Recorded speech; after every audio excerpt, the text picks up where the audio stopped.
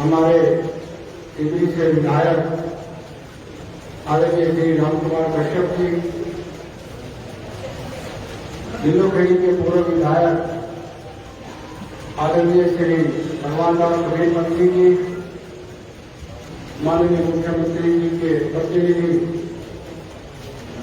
आदरणीय श्री दिव्या बटला जी, मेरे साथी आदरणीय भाई राजवीर शर्मा जी, अभी पिछले दिनों जो केंद्र सरकार ने की किसान केंद्र में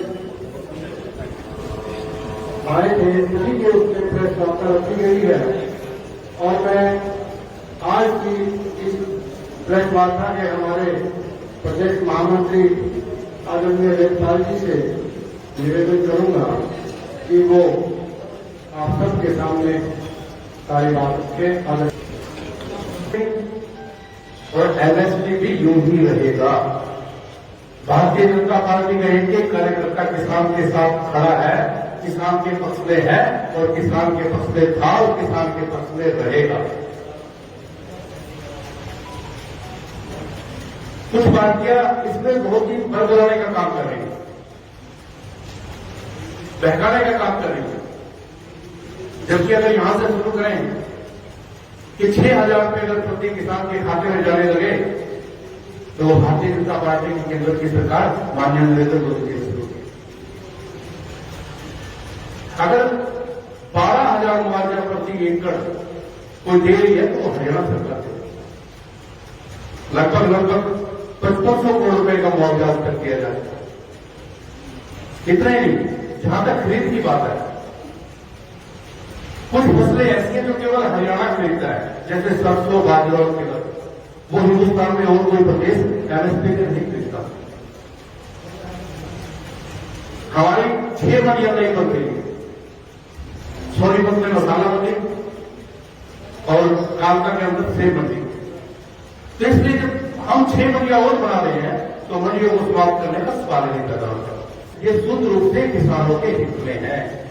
किसान यूनियन हो चाहे किसान नेता हो, मैंने महेंद्र सिंह टिकैत जी का भी भाषण सुना है, मैंने जोशी जी का भी भाषण सुना है, जो राष्ट्रीय अध्यक्ष थे किसान यूनियन के।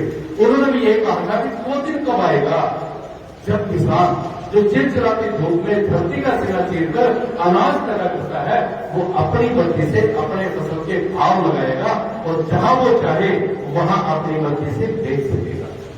और अगर ये आर्थिक आजादी और अधिकार किसने दिया है तो माननीय नरेंद्र मोदी जी ने दिया है। और यही पहला कृषि उपज व्यापार और वाणिज्य यानी संवर्धन और सरलीकरण अधिनियम 2020 पहला कानून है।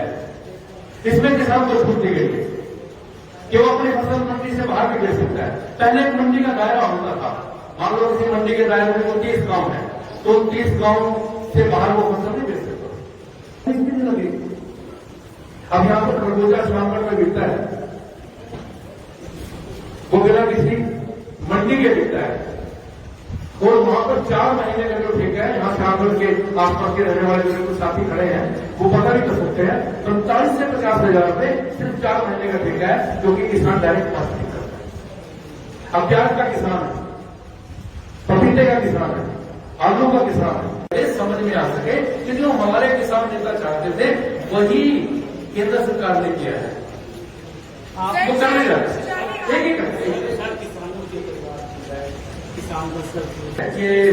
जो कीड़ी की जो बिक्री है उसमें राइस मिलर की तरफ से जो हड़ताल हुई, जो कि सरकार ने 26 तारीख से दे दी है और उसमें कुछ अड़चन आई है, ये बिल्कुल दुख की बात है। और जो 6 महीने की फसल है जब वो पका करके लेके आता तो बहुत दर्द होता है, लेकिन मुझे लगता है कि आज मीटिंग चल रही है और कोई न कोई इसका हल निकल जाएगा। सरकार ने फिर शुरू कर दी है, लेकिन उसमें सेलर वाले जो उसको शुरू कर दें, मुझे लगता है आज ये मामला आपस का वाली बात कांग्रेस का कहना है रिटर्न में क्यों नहीं दी गई। अगर एक बात बताइए आपसे, 2008 में स्वामीनाथन की रिपोर्ट आई है, 2014 तक कुछ सोनिया गांधी ने पैरों से लगा के रखी, सर क्यों नहीं किया कुछ। फिर 2010 में हुड्डा कमेटी बनी थी जिसके चेयरमैन भूपेंद्र सिंह हो जाते हैं और 2010 में उसने रिपोर्ट दी थी मनमोहन सिंह जी को देकर के पूर्व प्रधानमंत्री जी को फोटो खिंचवाई थी। लेकिन उस पर कुछ नहीं किया। क्यों नहीं किया? तो जहां तक एमएसपी के लिखने की बात है, अब जैसे किसी किसान ने जब मंडी में गोली हुई और सरकारी खरीद चली, मान लो उस वक्त कोई क्विंटल 2 क्विंटल 4 क्विंटल उसकी फसल बच गई और उसके बाद वो फसल बेचना चाहे तो उसके बाद जो मार्केट में रेट होगा उसके हिसाब से बिकेगी। अब किसान उसको कहे कि मेरा तो ये कानून है, इसको एमएसपी से कम मैं नहीं बेचूंगा और ना इससे कोई खरीदेगा क्योंकि उसका प्रचलन हो जाएगा तो उसका वो लाभ सड़ जाएगा। तो ये कितनी गलत बात है। हाँ, जब मंडी में आएगी सरकारी खरीद होगी, उस पर सरकार गारंटी देगी और जब मंडी के बाद सरकारी खरीद चली जाएगी उसके बाद कोई फसल अगर किसी के पास बचती है तो वो मार्केट रेट पे बेच देगा। अगर वो एमएसपी पे लिख दिया गया तो वो नहीं बिकेगी और उससे किसान फंस जाएगा। सर मुझे लगता है किसान को तो पोर्टल से फसल बिक रही है, लेकिन पोर्टल कल से बंद पड़ा है, कुछ फर्म उसे उड़ा दी गई है। तो आज भी समस्या आज आप ये संज्ञान में लाए हैं, मैं इसके बारे में आगे बात। जो आज जो मजदूर है वो भी हड़ताल पर है, उनको कोई समझाने स्थानीय नेता या अधिकारी वहां पर नहीं गया क्योंकि कल हड़ताल खुली थी, कुछ डेयरियां बिकी, उसके बाद फिर दोबारा हड़ताल हो गई। तो किसान का अभी आपने मुझे बताई है जो जहाँ तक उसकी पोर्टल की बात है, इसके बारे में आगे बात किसान सब्जी उगाता है, जैसे आलू का रेट 35 रुपए 40 रुपए किलो होता है, क्या किसान को इतना मूल्य क्यों नहीं मिल पाता? इसका कहाँ सिस्टम है? यही ये कानून आज्ञा देता है। अब मान लो प्याज महाराष्ट्र में होता है, महाराष्ट्र में 2 रुपए किलो और अगर आप हरियाणा में लाओ तो 4 रुपए किलो। तो जो फार्मर प्रोग्रेसिव ऑर्गेनाइजेशन है FPO, वो बढ़ा करके वो सीधा यहाँ ला सकता है हरियाणा में। अब यहाँ 50 मीटर वहाँ 2 मीटर, तो अगर यहाँ ट्रांसपोर्ट का खर्चा निकाल के 15-16 में मिल गया तो सारे किसानों की जो आर्थिक वो मजबूती होगी। एक सर राहुल गांधी किसानों से मुलाकात करने आना चाहते हैं, लेकिन आप ही की सरकार के गृह मंत्री हैं, वो कहते हैं कि उनको हरियाणा में आने नहीं दिया जाएगा। बिल्कुल भी किसी को खराब कराने का बिल्कुल अवसर नहीं दिया जाएगा और ना इस बात की आज्ञा दी जाएगी। ये माननीय अमित शाह ने भी कहा है और प्रदेश मंत्री ने भी कहा है कि जब लॉ एंड ऑर्डर खराब होता हो तो उनको बिल्कुल आने दिया जाएगा। कुछ एक लोग ही आ रहे होंगे, हजारों लोग आ रहे हैं। देखो वहाँ आकर के भड़काना, उसको आप मंडी में खरीद चल रही है, फसल बिक्री शुरू हुई है, किसान खेत में है और फिर माहौल खराब। तो ये तो सर विपक्ष में बीजेपी भी थी, बीजेपी भी जाती थी आती थी, तो ऐसे रोका तो नहीं किसी को जा सकता है। तो माहौल खराब करने नहीं दिया जाएगा। अगर वो माहौल खराब करने के लिए आएंगे तो उनको बिल्कुल भी आने नहीं दिया जाएगा। आपने एक सवाल है, आपने अभी बात कही कि किसान फसल का बचाव कर सकता है 20-20%। तो ये तस्वीरें इस समय आप देख रहे थे करनाल के होटल प्रेम प्लाजा में, जहां पर किसान अध्यादेश को लेकर बीजेपी करनाल की जो है प्रेस कॉन्फ्रेंस आयोजित की गई थी, जिसमें तमाम विधायक भी मौके पर पहुंचे थे, जिला प्रधान भी हैं, योगेंद्र राणा जी हमारे साथ मौजूद है। सर, आज किसान अध्यादेशों को एक प्रेस कॉन्फ्रेंस की गई थी, तो इस पर क्या कुछ कहना चाहेंगे, क्या कुछ मुख्य उद्देश्य था और क्या कहना चाहेंगे? देखिए, जो पीछे केंद्र सरकार ने किसान अध्यादेश जारी किए थे, विपक्षी दल उसको लोगों को, किसानों को भ्रमित कर रहे थे, उसी के निमित्त ये प्रेस वार्ता रखी गई थी।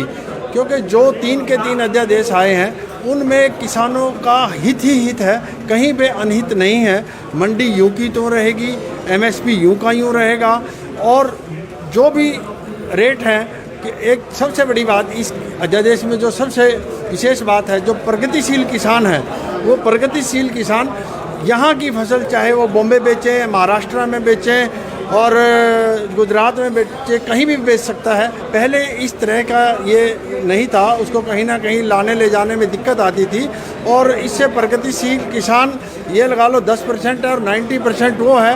अब हमारी जो सरकार ने फैसला किया है कि भाई 90% का तो सरकार पहले भी ध्यान रख रही थी, अब 10% का और ध्यान रखा जाएगा तो सभी को फायदा होगा, किसी को कोई नुकसान होने वाला नहीं। किसान तो पहले दिन से विरोध प्रदर्शन कर रहा है, ऐसा क्या है कि आपकी तरफ से कहा गया कि कांग्रेस या दूसरी पार्टियों के बहकावे में आकर किसान ऐसा कर रहा है, ऐसा क्यों है फिर? नहीं, ऐसा है कि किसान भोला है, किसान को बेचारे को बहकाया जा रहा है और कांग्रेस के पास कोई मुद्दा नहीं है। वो अपनी राजनीति चमकाने के लिए केवल और केवल किसानों को भ्रमित कर रही है। और अब धीरे धीरे जैसे आपने देखा है कि पिछले 2-3 दिन से परचेज शुरू हो गई है और किसान अपनी फसल बेचकर जा रहा है। तो अब तो राहुल गांधी आना चाह रहे हैं, तो ऐसे किसी को क्यों रोका जा रहा है? कांग्रेस इस चीज़ का फायदा उठा रही है। कांग्रेस इस बार को कह रही है कि आखिरकार बीजेपी को क्या परेशानी है, वो नहीं चाहते कि दूसरी पार्टियों के जो नेता है वो यहाँ पर आकर किसानों से मुलाकात करें। इस पर क्यों पाबंदी है, इस पर क्यों रोक लगाई जा रही है राहुल गांधी के हरियाणा में आने पर? देखिए, यदि कोई आकर और यहाँ अव्यवस्था फैलाता है, लॉ एंड ऑर्डर को ख़राब करता है,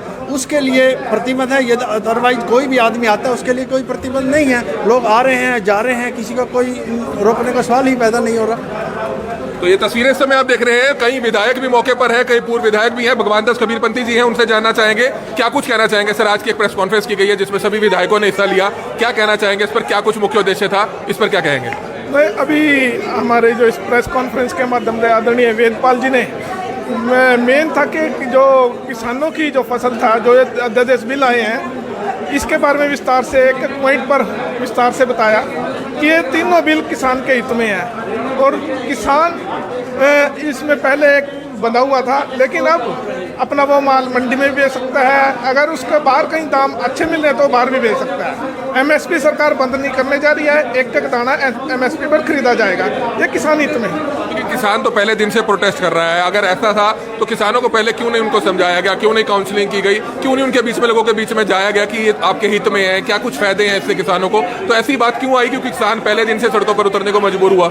नहीं, बिल्कुल किसानों को हमें किसान गोष्ठियाँ बनी, किसानों के बीच में गए, हमारे प्रदेश अध्यक्ष जी और पार्टी के सभी कार्यकर्ता बिल्कुल समझाने की कोशिश की और समझ भी गए हैं। अब कुछ विपक्ष के लोग हैं जो कुछ लोगों को बहका रहे हैं, लेकिन किसान समझ गया और मंडी में कल से देख रहे हैं कि सुचारू रूप से धान की खरीद शुरू हो चुकी है और एक दो दिन में बिल्कुल रेगुलर आ जाएगी। तो ये तस्वीरें समय आप देख सकते हैं। सबसे बड़ी बात है कि किसानों को लेकर आज बीजेपी पार्टी की तरफ से करनाल में, भाजपा करनाल की तरफ से एक प्रेस कॉन्फ्रेंस का आयोजन किया गया था, जिसमें आपने देखा कि किस तरह से प्रदेश के जो महामंत्री हैं एडवोकेट वेदपाल, उनकी तरफ से यहाँ पर प्रेस कॉन्फ्रेंस का आयोजन किया गया। जिला प्रधान थे, तमाम पूर्व विधायक व विधायक थे। तो कहीं ना कहीं जो एक डैमेज कंट्रोल है किसानों को लेकर, किसान अध्यादेश को लेकर, तो उसको जो है कहीं ना कहीं ठीक करने में लगी हुई है बीजेपी। हालांकि बीजेपी का तर्क ये है कि किसानों के फेवर में है जो एक किसान अध्यादेश है, लेकिन ऐसा क्यों है कि किसान जो है पहले ही दिन से सड़कों पर उतरा हुआ नजर आ रहा है। लेकिन वहीं बीजेपी पार्टी के नेताओं ने यह साफ कर दिया है कि कांग्रेसी नेता राहुल गांधी को हरियाणा में बिल्कुल भी नहीं आने दिया जाएगा।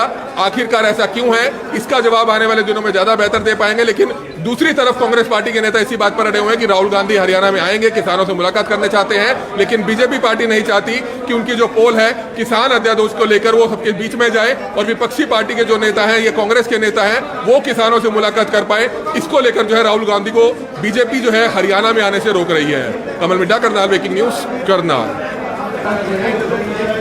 तो इस समय शमशेर सिंह नैन है बीजेपी पार्टी से, करनाल से नेता, उनसे भी जानना चाहेंगे क्या कुछ कहना चाहेंगे। किसान अध्यादेश को लेकर आज प्रेस कॉन्फ्रेंस की गई है, इस पर क्या कहना चाहेंगे? जो ये तीनों के तीनों अध्यादेश हैं, ये किसानों के फेवर के लिए हैं। इन तीनों अध्यादेशों के अंदर सर्वप्रथम तो विपक्ष सिर्फ और सिर्फ राजनीति करने के लिए राजनीतिकरण कर रहा है, इसके सिवा कुछ भी नहीं है। आज हरियाणा का जो 2.5 करोड़ की जो जनता है, जो किसान है, वो सभी के सभी इससे खुश है। परंतु कुछ कांग्रेसी जिनको जो राजनीतिक सिर्फ मुद्दा बनाने के लिए ही इसकी राजनीतिकरण कर रहे हैं। आज प्रदेश के अंदर आप कहीं पर भी अपने एमएसपी पर बेच सकते हैं, अपनी फसल को कभी भी एमएसपी पर बेच सकते हैं, कहीं पर भी बेच सकते हैं पूरे प्रदेश के अंदर। पहले अध्यादेश के अंदर ये बताया गया है। दूसरे अध्यादेश के अंदर कॉन्ट्रैक्ट फार्मिंग के बारे में बताया गया है। कॉन्ट्रैक्ट फार्मिंग के अंदर जो है किसानों को जिन कंपनीज के साथ कॉन्ट्रैक्ट होगा वो अपने दाम पर ही उनको फसल बेच सकते हैं। किसानों को ये बात बरगलाई जाती है कि भाई आपकी ज़मीन पर साहूकार या बड़े बड़े जो साहूकार या ये बड़ी बड़ी कंपनियां जो है वो कब्जा कर लेंगी।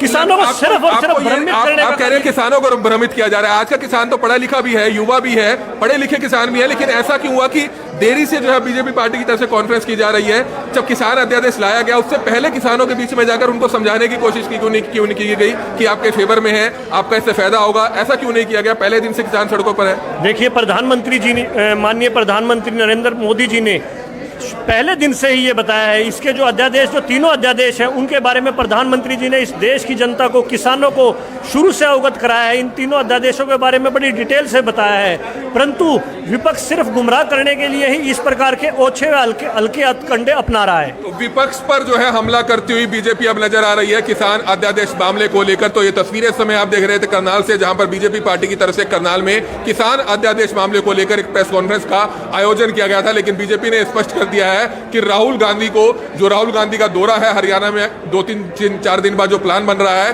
कि वे किसानों से मुलाकात करने आना चाहते हैं, लेकिन बीजेपी पार्टी आखिरकार उनको क्यों रोक रही है, यह सवाल अपने आप में बेहद गंभीर जरूर होता है। कमल मिड्डा, करनाल ब्रेकिंग न्यूज, करनाल।